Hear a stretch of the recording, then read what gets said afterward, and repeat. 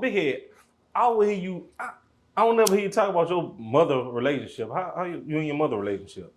Well, me and my mother relationship is good. And you know, I love my mother and I honor my mother, but I never really got the chance to get that mother.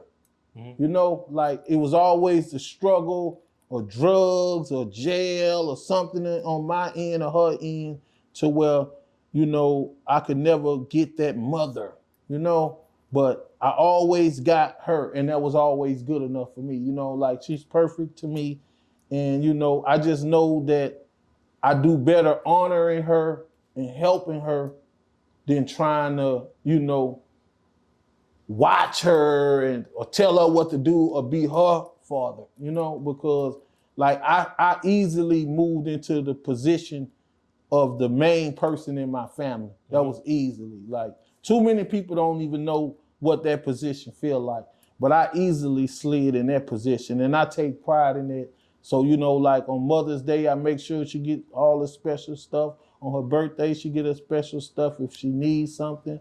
You know, I'm there for her, but I just don't try to bring her into all the madness and all the wickedness because like when I tell my story, sometimes it might not sound good. And my story is her story. We share the same story. You know what I'm saying? Yeah. You know, like our struggle is related. You feel me? So until I can conquer the struggle, our struggle, I'm not really, you know, I don't really try to dwell on my mom. I just want her to continue to be strong and continue to live and to, you know, survive until she can start living her full best life. You know, I want her to live her best life. You feel me? Yeah. And I know I play a big part in that. So I'm just trying to get to that. Hopefully I can get to that before God says otherwise. You're gonna get there, man. So that's what, you know, that's what me and my mom relationship. And I don't have a dad. Yeah. Well, I have some, you know, I haven't seen him in forever. And but like no grandparents. You say you ain't seen your dad in forever. So like if your dad was to walk through that door now, you will have a relationship with him? Yeah, I'll be glad to see him. Because it's always tomorrow. I never give up on him. I never disrespect him. I never dishonor him. Not one time. I never, if I'm speaking down on him, I'm just speaking my life. Yeah. You know, because I love him and that's my story. But other than that, nah, bro, like my dad don't owe me nothing. You feel me? Unless he owe me something, but he don't owe me nothing. Like I'm a man now. Like I've been past that. Like, bro, when I came to Baton Rouge, I was on my own, my nigga. For real. On my own.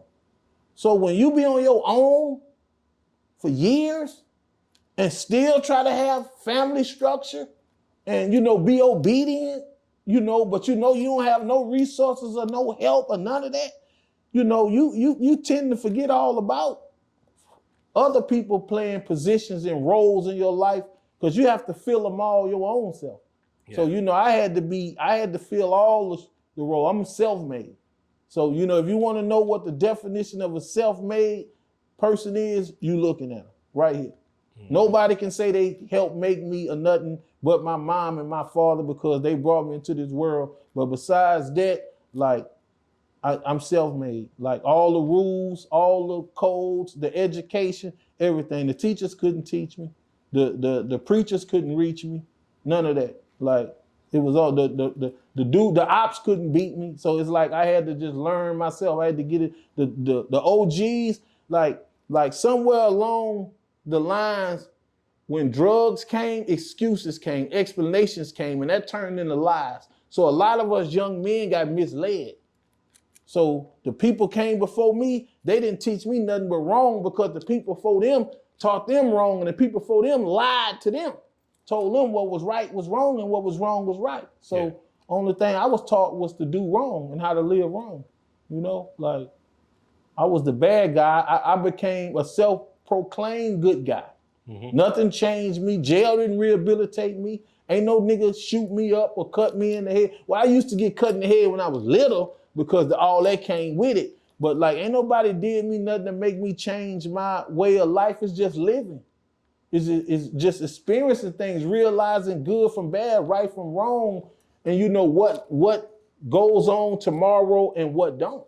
Yeah. You know, like negativity is gonna be around forever, but it's gonna always be a different topic to be negative. But the same positive stuff just recycles itself over and over and over and over.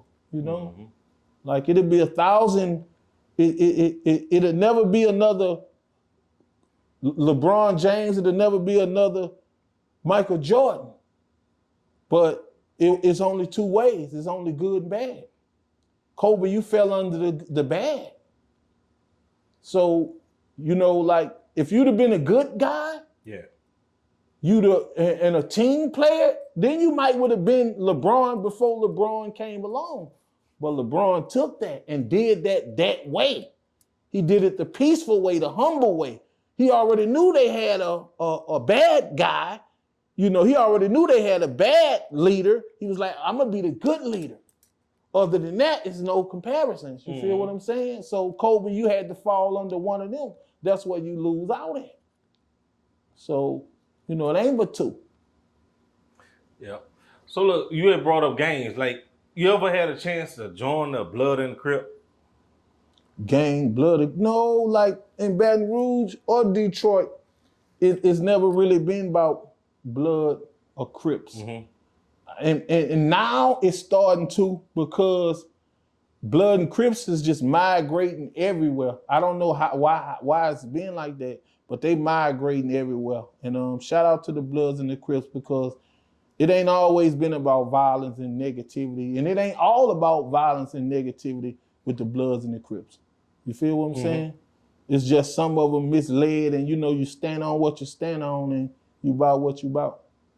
I feel like the Blood and the Crip, like you said, it ain't all about violence. I feel like if they had more, like, you know, push the kids more. You know, have the school programs and all that, get the kids off the streets and all that, help kids with their homework. You know, like in summertime, some kids ain't really got nowhere to eat, school out and all that. Right. Put it like this here. You got the Bloods and the Crips, and you got Blue Cross, Blue Shield, and who else? Red Cross. So, you know, it's all about capitalism. They done capitalize on gain just by the color. Yeah. And so it's like they so far ahead of the rest of the gangs, all you have to do is just grab a color. Like you may see me, I might be sitting here with this red on, these red pants, and like, man, what up, blood? But nah, if it leave it up to me, I'd be more on the Crip side than the Blood side.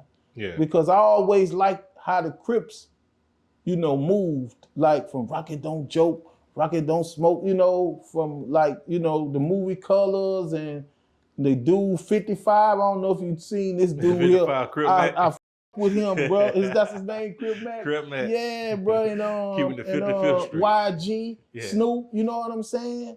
Daz, Dub C, you know what I'm saying? Like a lot of the people that I liked in the music were Crips, you know, in the movies, Crips, you know what I'm saying? Like shout out to the Bloods, you know. I guess red is a more hotter, liver color, you know. People can recognize it, but you know, I don't know, but I would have to side with the Crips. You feel me?